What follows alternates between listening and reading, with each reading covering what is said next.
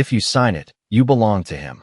The lawyer said, his voice echoing against the high marble walls as Clara Whitmore stood beneath the chandeliers that cast a cold, unforgiving light across the crowded hall, her fingers trembling just inches above the ink that would seal her life to a man she did not choose, a man who watched her now with a smile that never reached his eyes, while whispers curled through the room like smoke, cruel and quiet, measuring her worth, judging her silence, already, deciding her fate before she could speak.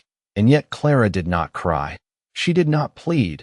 She did not look to anyone for rescue, because she had learned long ago that hope was a luxury denied to women like her, women whose futures were traded in rooms like this, where contracts mattered more than voices and dignity was something easily overlooked, her father's debts looming behind her like a shadow she could not outrun, every number on that paper a chain pulling tighter around her chest as the lawyer cleared his throat again, impatient now, pressing the pen into her hand as though urgency could erase the weight of what he demanded.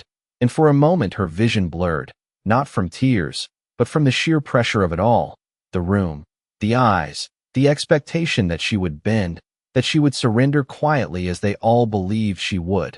And then, almost too softly to be heard, Clara whispered, "No." The word fragile yet unmistakable, a single breath of defiance that rippled through the crowd before being swallowed by sharp laughter and murmured disapproval. Someone calling her foolish, another muttering that she had no choice, because of course she didn't. Everyone here knew it, and that was what made her refusal so utterly meaningless in their eyes. And yet she stood there still, her hand lowering slowly, her spine straight despite the humiliation pressing in from every side, until the man across from her took a step forward, his expression darkening as he reached for the contract as if to force the decision she had dared to resist. And it was in that exact moment, when the last fragile thread of control seemed ready to snap, that another sound cut cleanly through the tension, the measured echo of footsteps crossing polished stone, unhurried, deliberate, commanding without a single word. And though no one had yet turned to look, something in the air shifted, subtle but undeniable, as if the room itself had drawn a breath and forgotten how to release it. And Clara felt it before she saw him, a presence at the edge of the moment, watching, waiting, and when the voice finally came, low and controlled, carrying effortlessly through the rising noise, it did not shout, it did not plead, it simply said, "Release her." And somehow that was enough to make the laughter die, to make the man's hand pause mid-motion, to make every whisper fall into stunned silence as heads turned one by one toward the source of that command. And Clara's heart, which had learned to endure without expecting rescue, faltered for the first time, because something in that voice did not ask, it decided. And deep within the stillness that followed, a single name began to spread, quiet at first, then unmistakable. Duke Alexander Ravenscroft had stepped into the room, and nothing about her fate would remain the same. No one spoke. Not even the man who had been moments away from forcing Clara's hand, because the name that moved through the hall carried a weight no one dared challenge. And as Duke Alexander Ravenscroft stepped fully into the light, the distance he crossed seemed to reshape the room itself, his presence steady, unhurried, as though he had all the time in the world while everyone else had suddenly lost theirs, his dark coat falling in clean lines, his gaze fixed not on the crowd, not on the lawyer, but on Clara.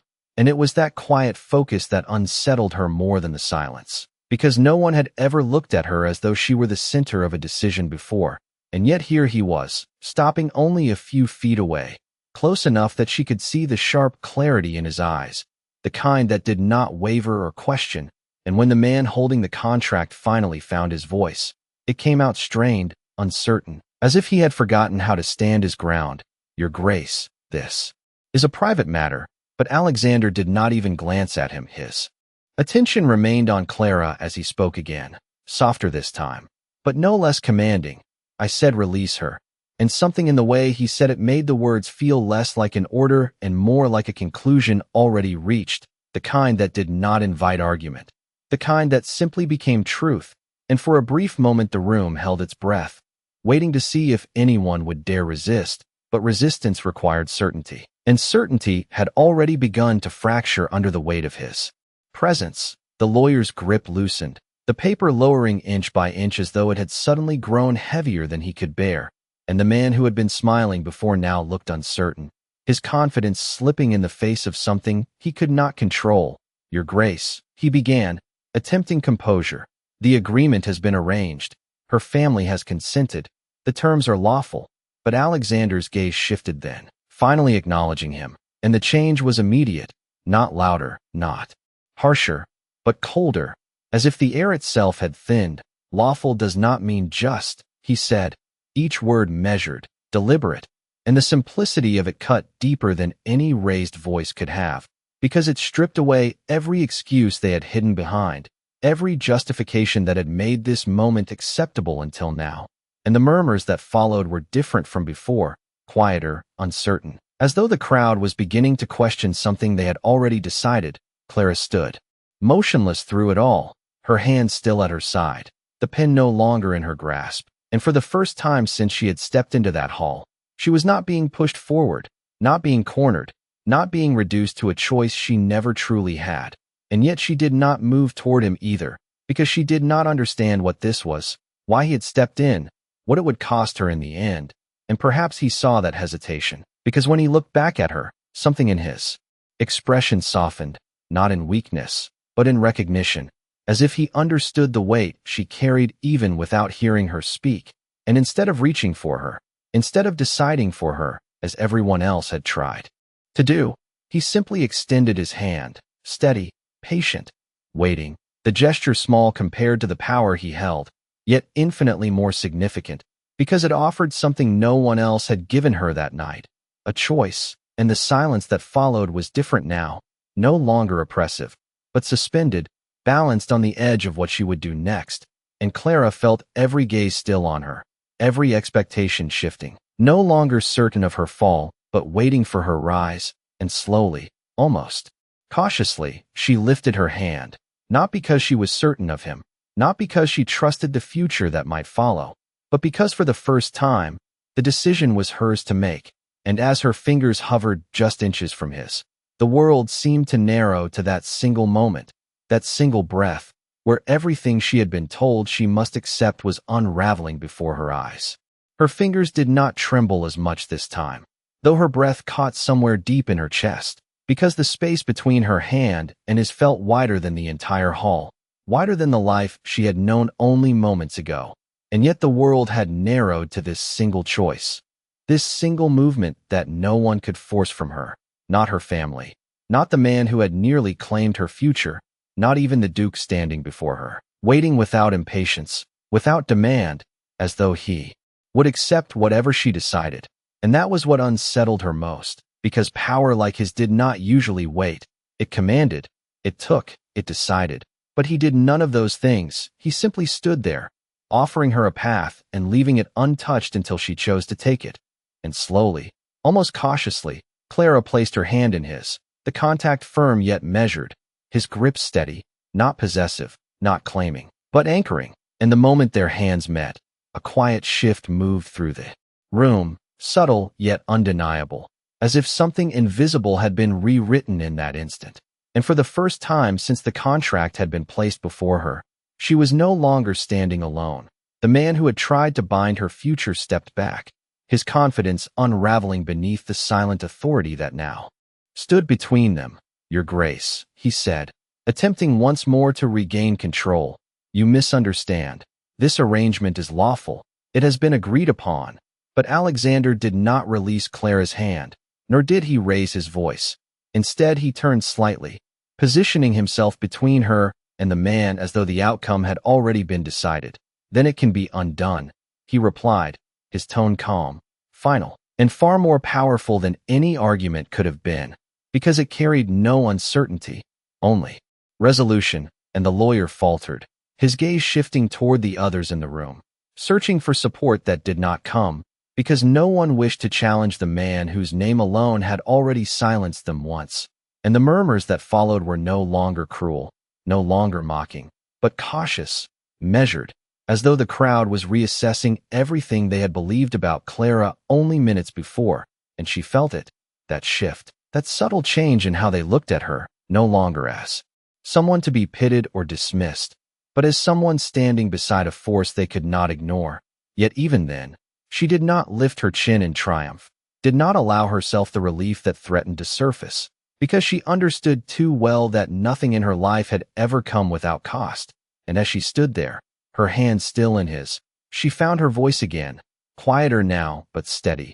"Why are you doing this?" The question was simple, but it carried the weight of everything she did not understand, everything she had learned to distrust. And for the first time since he had entered the room, Alexander looked at her fully, not as a figure in a moment, but as a person standing at the center of it. And something in his gaze shifted, not softened, but deepened, as though he recognized something in her silence, something he had been waiting for. And when he answered, his voice was lower, meant only for her. "Because no one should decide your life without you." The words settled between them, quiet yet profound, and Clara felt something unfamiliar stir within her. Not relief, not yet, but the fragile beginning of something she had long ago stopped allowing herself to feel. And as the tension in the room slowly unraveled, replaced by an uneasy stillness, she realized that whatever came next would not be a return to what had been, because that life had already ended the moment she chose to take his hand. And now, standing beside him, she faced a future she did not yet understand, but for the first time, it was one she had chosen to step into. The room did not return to what it had been, because once power shifted, it never truly settled back into its former place. And Clara could feel it in the way people avoided meeting her eyes now, in the way the man who had once spoken over her stepped aside without being asked, in the way the contract that had nearly decided her life lay forgotten on the table as though it had never held meaning at all. And yet the weight of what had just happened did not disappear. It simply changed shape, settling quietly in her chest as she stood beside Duke Alexander Ravenscroft, still aware of his hand holding hers, still aware that this moment, though it felt like salvation, was only the beginning of something far more uncertain. And when he finally released her, the absence of that steady contact was immediate, not cold, but noticeable, as if a balance had shifted again, leaving her to stand on her own once more, though not in the same way she had before. And for a brief moment neither of them spoke, the silence between them different from the one that had filled the room earlier, this one quieter, more deliberate, as though both understood that whatever came next would define more than just this single encounter. "Your Grace," the lawyer said again, his voice carefully controlled now, attempting to salvage what remained of his authority. "The agreement cannot simply vanish. There are obligations, consequences." And for the first time Alexander turned fully toward him, his expression composed, almost indifferent, as though the outcome had never been in question. "Then send them to me," he replied. "Every obligation, every consequence, I will see them settled." The certainty in his tone leaving no room for argument. And that was when the realization fully settled across the room. This was not a temporary interruption, not a moment of interference that could be negotiated away. This was a decision, final and complete, and the cost of challenging it was one no one present was willing to bear. The man who had once claimed Clara's future hesitated, his gaze flickering between the Duke and the watching crowd, before finally stepping back, his silence an unspoken concession that rippled through the room with more force than any protest could have carried. And as the tension slowly unraveled, replaced by a careful distance, Alexander turned back to Clara, his attention returning to her with the same quiet focus that had altered everything moments before. "You should not remain here," he said, his voice low enough that it did not carry beyond them. The words not an order, but a simple truth, and Clara understood it instantly, because the room that had once sought to confine her now felt smaller, narrower, filled with echoes of what had nearly happened, and though she had stood her ground within it, she no longer belonged to that moment, nor to the expectations that had tried to define her. And yet as she looked at him, at the man who had stepped into her life without warning and rewritten its course in a matter of seconds, the question that had begun forming in her mind refused to fade. Not why he had stopped them, but what he intended now, because rescue, she had learned, was rarely without purpose. And even as she drew a quiet breath, steadying herself against the uncertainty that followed, she realized that walking away from this room did not mean stepping into freedom without cost. It meant stepping into something unknown, something that now included him, And when he offered his arm this time, not as a command, not even as an invitation, but simply as a presence beside her, Clara hesitated only for a moment before accepting, her hand resting lightly against his sleeve as they turned toward the doors, the crowd parting without a word, creating a path that had not existed before. And with each step she took, the distance between who she had been and who she might become stretched further behind her, until the heavy doors opened and the cool air beyond greeted her like a quiet promise. And, though she did not look back, she knew that nothing waiting for her outside would be simple, because the man beside her did not change fate without becoming part of it. The night air carried a quiet chill as Clara stepped beyond the heavy doors, the sounds of the hall fading behind her like a chapter already closing, yet the weight of what had just unfolded lingered in every measured breath she took, her hand still resting lightly against Duke Alexander Ravenscroft's arm as they descended the stone steps, each footfall echoing softly in the stillness. And for a moment neither of them spoke, the silence not empty, but filled with something unspoken, something that neither seemed ready to name, because what had begun inside that room had not ended. It had only changed shape, and Clara felt it in the way her thoughts refused to settle, in the way her heart, though steady, carried an unfamiliar awareness that she could not ignore. And when they reached the carriage waiting at the base of the steps, its polished surface catching the dim glow of lantern light, she finally withdrew her hand, the absence of contact once again leaving her acutely aware of herself, of the distance between them that now felt both necessary and uncertain. "You have no obligation to continue this," she said quietly, her voice steady despite the question beneath it, because she needed to understand, needed to know whether what had happened was a moment of intervention or the beginning of something far more binding. And Alexander regarded her for a brief moment before answering, his expression unreadable yet focused. "I am aware," he replied, his tone calm, measured, as though the concept of obligation did not guide his actions in the way it did for others. And that answer, simple as it was, unsettled her more than any elaborate explanation could have, because it meant that whatever he chose next would not be dictated by duty, but by something else entirely, something she could not yet see. And as the driver stepped forward to open the carriage door, Clara hesitated, her gaze shifting briefly toward the dark road stretching beyond, the unknown waiting there as surely as anything behind her, before returning to him. "Then why?" she asked, the single word carrying more weight than its simplicity suggested. And for a moment the world seemed to pause again, as though even the quiet night waited for his answer.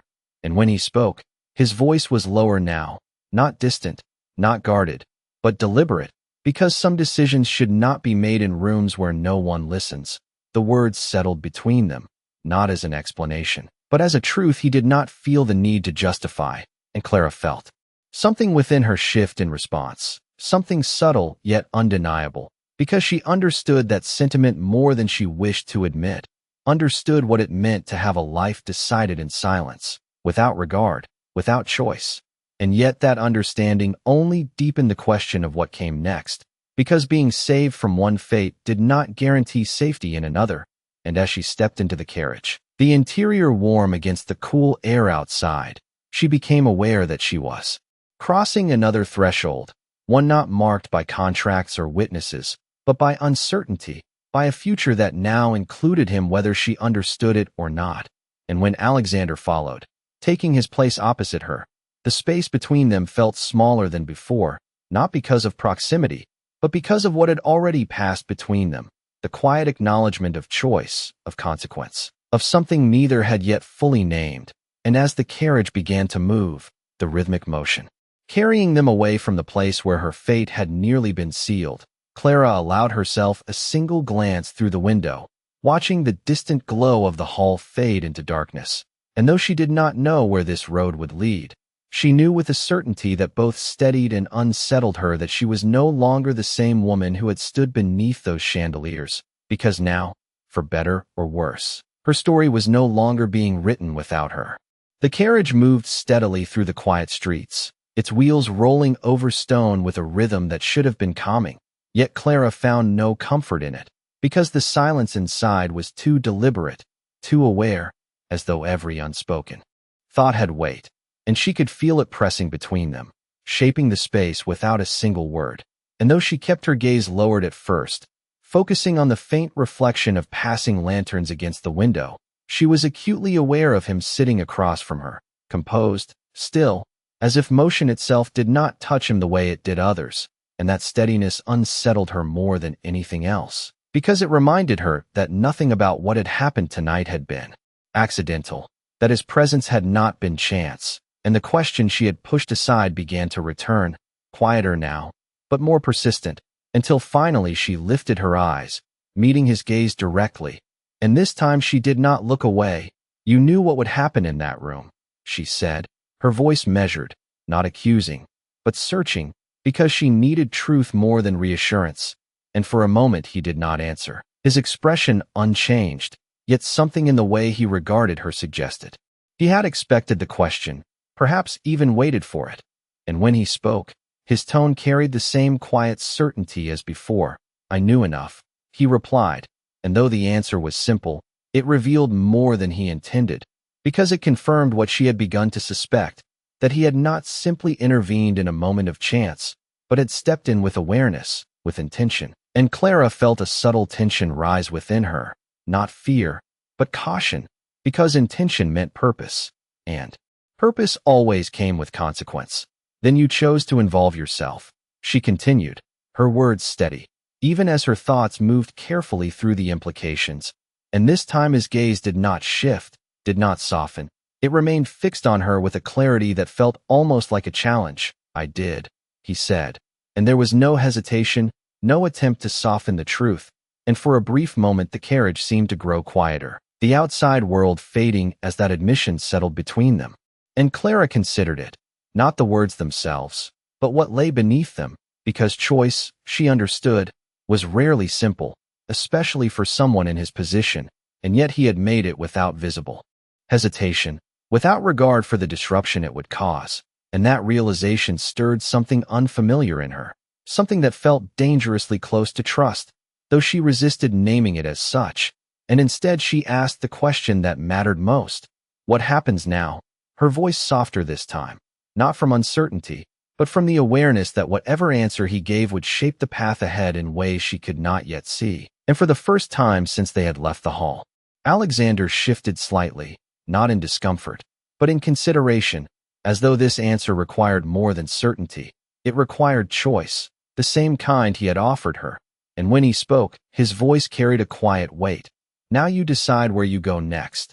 The words were simple, but they struck deeper than anything he had said before, because they returned the control to her in a way she had not expected, in a way she was not entirely prepared for, and Clara felt the truth of it settle, slowly, that he was not guiding her into another arrangement, not replacing one fate with another, but stepping back, leaving space where there had never been any before.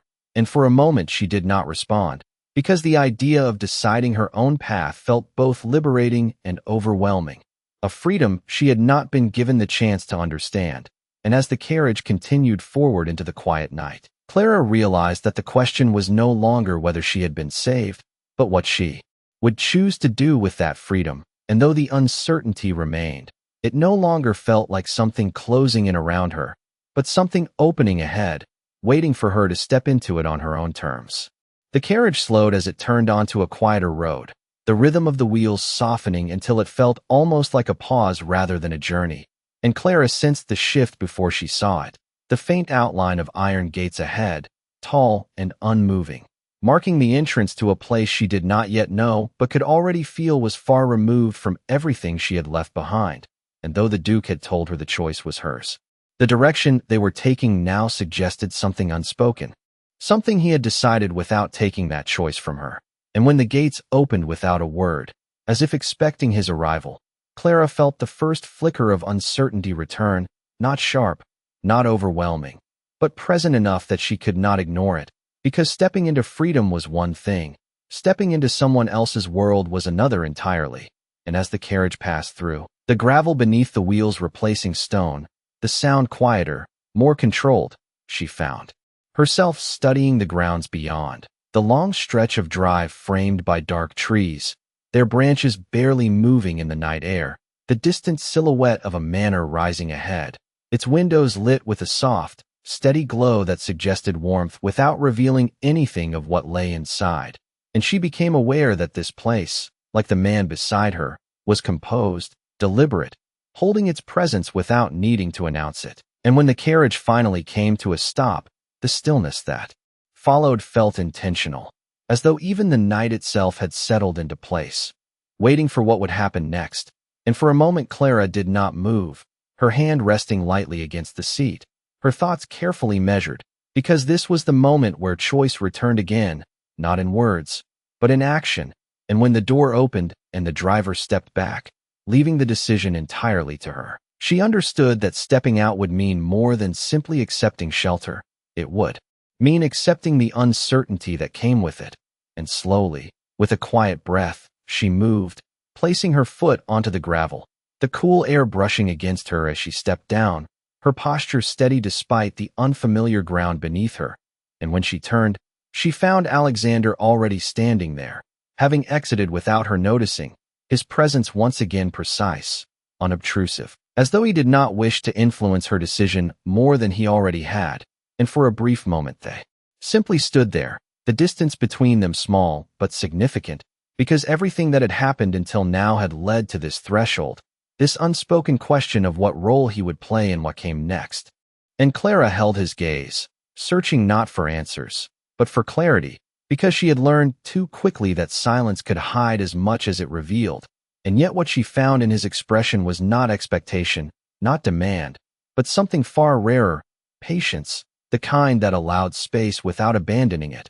And it was that, more than anything else, that guided her next step, because it told her that whatever this place represented, it was not another cage disguised as safety, not another decision made without her voice. And so she spoke, her voice quiet but certain in the stillness of the night.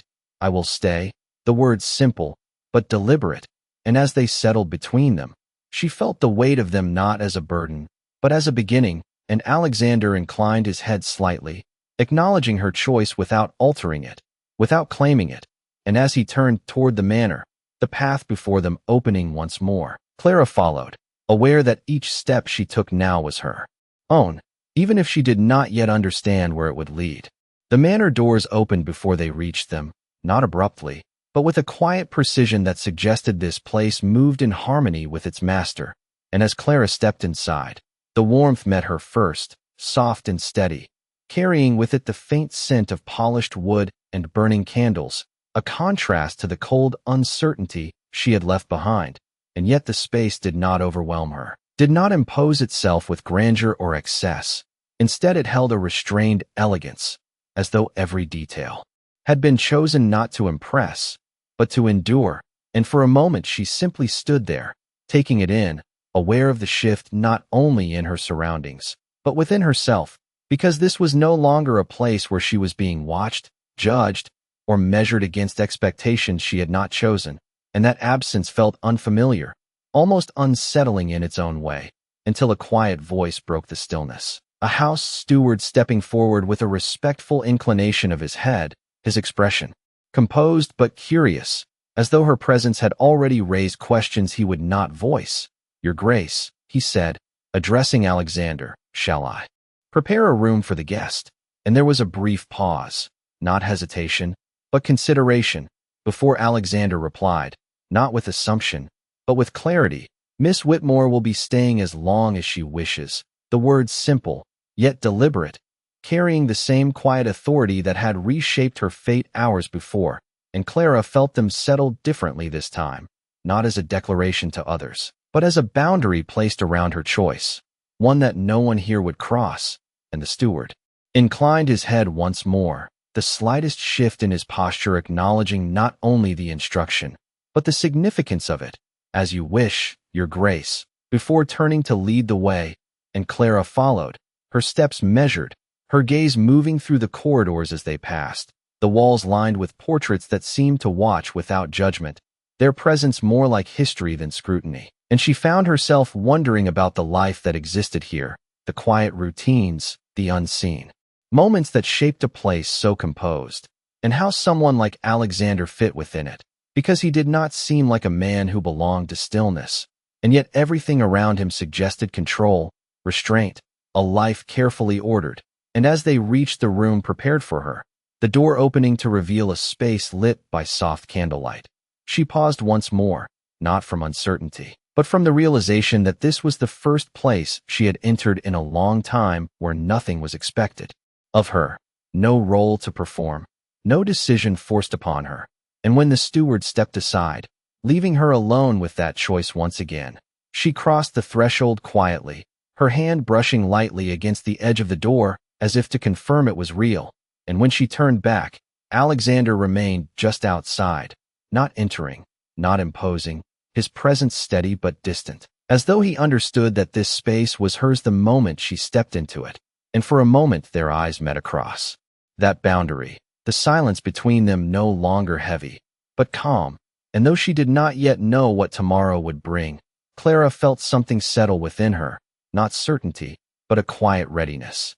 Because whatever awaited her here, it would not be decided without her voice. And as the door closed softly behind her, she realized that for the first time in her life, she was not stepping into something she feared, but into something she would learn to face on her own terms.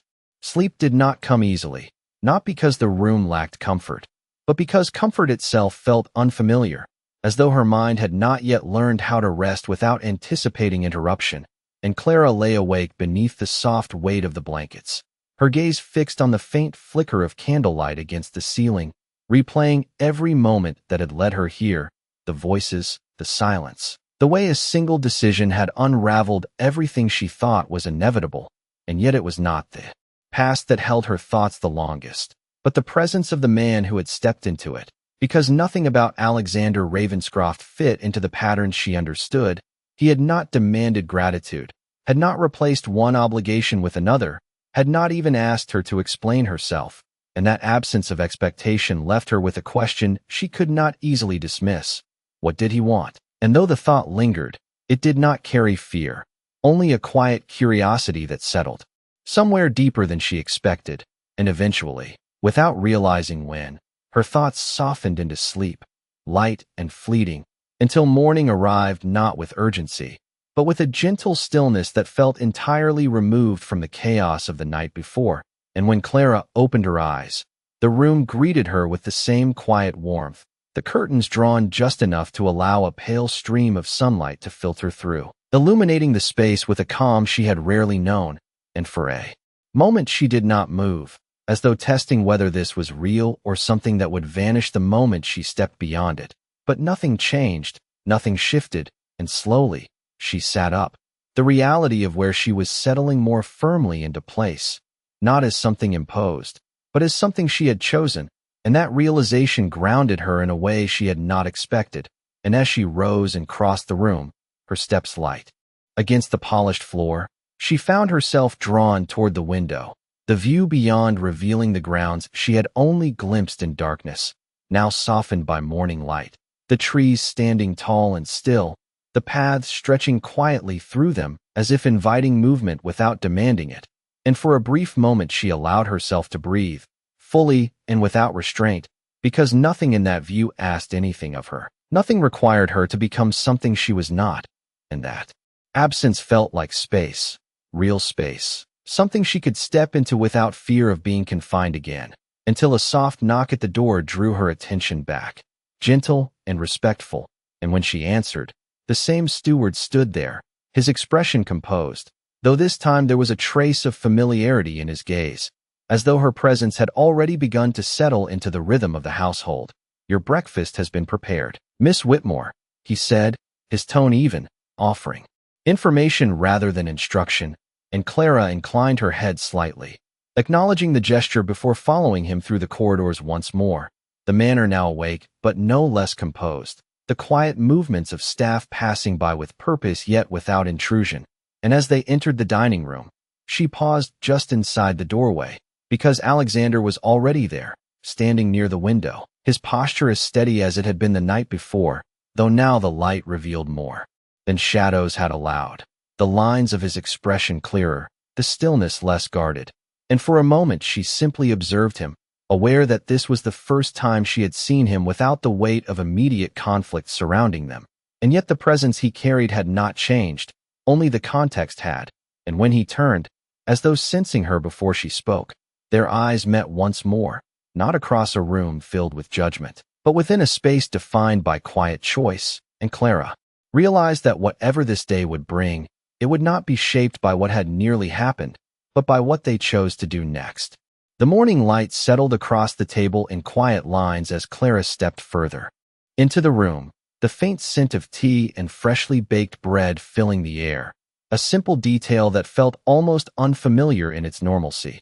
And for a moment she remained near the doorway, aware of the shift from the tension of the previous night to something calmer, something that did not demand immediate answers, yet seemed to wait for them all the same. And Alexander did not speak at once, his gaze steady but not intrusive, as though allowing her the space to decide how this moment would unfold. And it was that same restraint that guided her forward, her steps measured as she approached the table, taking the seat opposite him without hesitation, because hesitation belonged to the life she had left behind, and she would not carry it here if she could help it.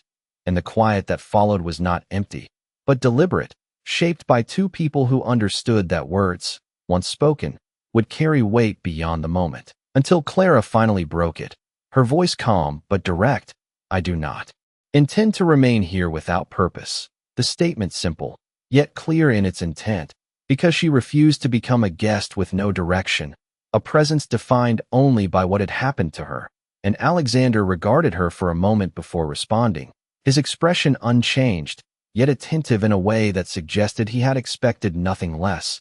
"Then you should not," he said, his tone even, offering agreement rather than resistance. And something in that response steadied her, because it confirmed what she had begun to understand, that he would not shape her path for her, not even here. And yet that did not mean he would leave her without options. And as he reached for the tea, pouring it with a quiet precision that matched everything else about him, he spoke again. "If you wish to leave, you may do so at any time. Arrangements can be made." The words practical, straightforward, yet carrying a subtle distance, as though he were placing the decision entirely in her hands without expectation. And Clara considered it, the idea of leaving, of returning to a world that had already shown her how easily it could decide her fate without her voice. And though the option was there, clearly given, she found no pull toward it. Not yet, because leaving would mean stepping back into uncertainty without understanding what she had just stepped away from. And she had no intention of doing so blindly. "Not again. I will not leave yet," she said, her voice steady, her gaze meeting his without hesitation, because she had learned that clarity required more than escape. It required understanding. And Alexander inclined his head slightly, acknowledging her decision without comment, as though he had expected that as well. "Then you will need more than time," he said, setting the cup down with quiet precision. And Clara felt a subtle shift in the conversation, not in tone, but in direction, because this was the first time he had moved beyond offering choice into offering something more, something that hinted at purpose. "Explain," she said, her voice calm, but focused, because she would not accept anything without knowing its shape. And for a brief moment his gaze held hers, steady, measured, as though weighing what to reveal. Before he spoke, "The agreement they attempted to force upon you was not created in isolation," his voice low, controlled, carrying a quiet gravity that altered the air between them. "It was part of something larger," and the words settled heavily, not because they were loud, but because of what they implied. And Clara felt the calm of the morning shift slightly, not into fear, but into awareness, because she understood what he was telling her without needing further explanation, that what had nearly happened was not an isolated moment, not a single decision that could simply be undone and forgotten, but something connected, something intentional. And for the first time since she had stepped into this place, she realized that her choice to stay was not simply about finding direction. It was about uncovering the truth behind what had almost taken everything from her. And as she sat there, the quiet morning no longer untouched by the weight of reality, she understood that whatever path she chose next would not be simple, but it would be hers, and that alone changed everything.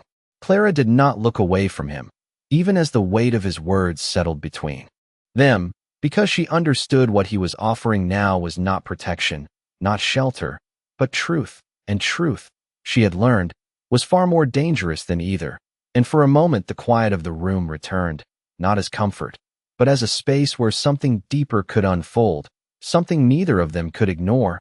"You believe this was arranged," she said, her voice steady, not questioning the possibility, but the certainty behind it. And Alexander did not hesitate, his gaze unwavering as he answered, "I do not deal in assumptions," he said, his tone calm, precise, which meant that whatever he knew, he had already confirmed, and Clara felt a subtle shift within her, not fear, but focus, because if what had nearly happened to her was part of something larger, then walking away would not have ended it. It would have only delayed it, and the realization settled firmly, anchoring her decision to remain. "Then I need to understand it," she said, her voice quieter now, but no less certain, because she would not allow herself to become unaware again, not when awareness was the only thing that could prevent it from happening twice. And for the first time since the conversation had turned, something in Alexander's expression changed, not softened, but sharpened, as though her response had confirmed something he had already suspected, that she would not turn away from what lay beneath the surface, and he inclined his head slightly, a subtle acknowledgement that carried more weight than agreement alone. "Then you will," he said, the words simple, yet carrying a quiet finality that suggested this was no longer a possibility, but an inevitability. And as he rose from his seat, the movement controlled, deliberate, Clara followed without being asked, not out of obligation, but because she understood that whatever answers he held would not be given in fragments. They would require more than words. And as they moved through the corridors once more, the stillness of the manor no longer felt distant, but purposeful, as though every part of it existed with intention. And when they reached a door set slightly apart from the others, its surface unadorned yet unmistakably significant, Alexander paused only briefly before opening it, revealing a room unlike the rest, one that held not warmth, but structure, shelves lined with documents, maps, and records, each placed with a precision that spoke of careful attention rather than display. And Clara stepped inside slowly, her gaze moving across the space, taking in the quiet order of it, the sense that this was not a room meant for comfort, but for understanding. And as the door closed behind them, the outside world seemed to fade, replaced by something more focused, more exact, and Alexander moved toward the table at the center, his hand resting lightly against its surface before he spoke.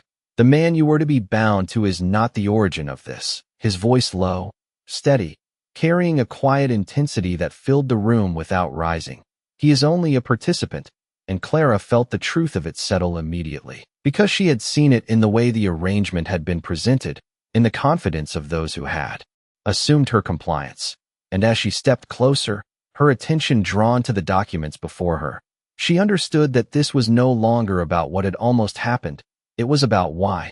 And as she looked up at him, her voice calm but resolute, "Then show me," the words not a request, but a decision, because she had already chosen to step into this, and there was no part of her that intended to turn back now. And for a brief moment their eyes met across the quiet space, not as strangers bound by circumstance, but as two people standing at the edge of something neither could fully control, yet both had chosen to face.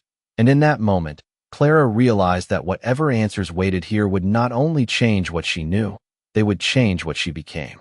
Alexander did not reach for the documents immediately, as though he understood that what Clara was about to see would not simply inform her, it would alter the way she viewed everything that had led her here, and instead he moved with quiet precision, selecting a single file from the arranged stacks, its edges worn not from neglect, but from repeated examination.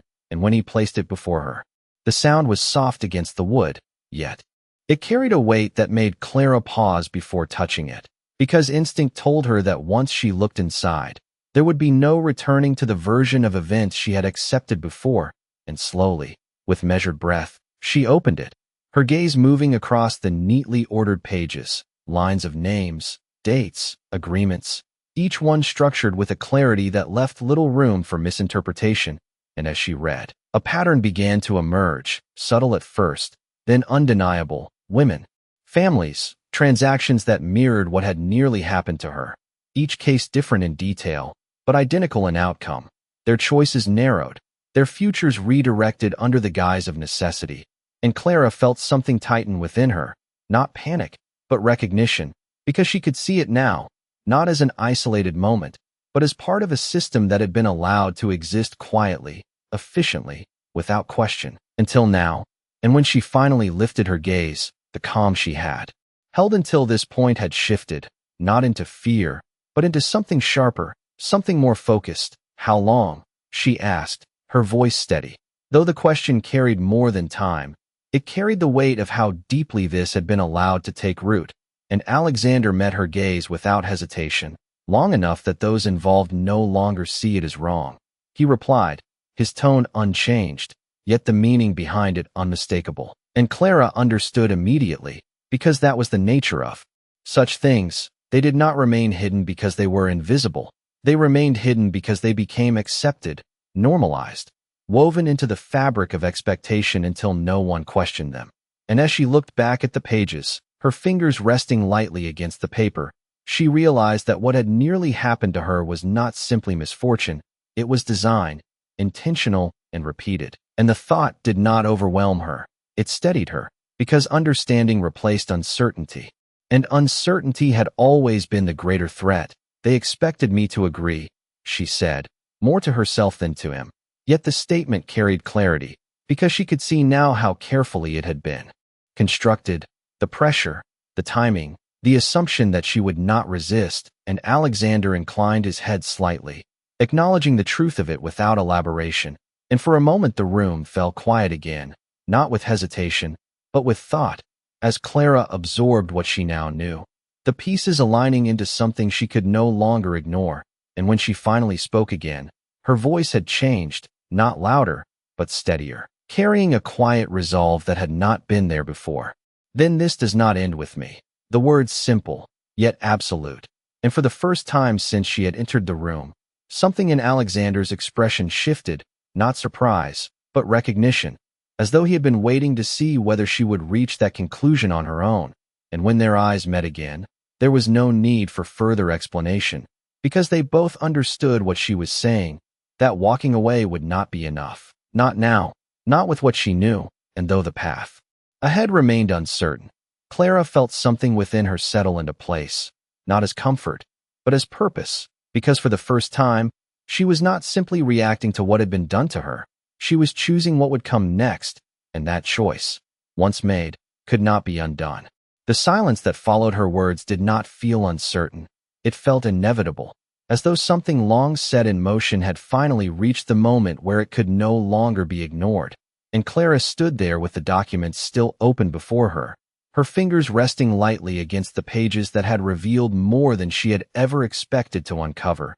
Yet what filled her now was not the weight of what she had seen, but the clarity it had given her, because for the first time, she understood that her life had not been narrowly spared from a single fate.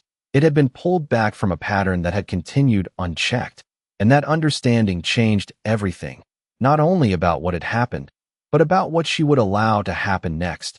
And when she lifted her gaze to Alexander, there was no hesitation left in her expression, only a quiet certainty that did not need to be spoken aloud.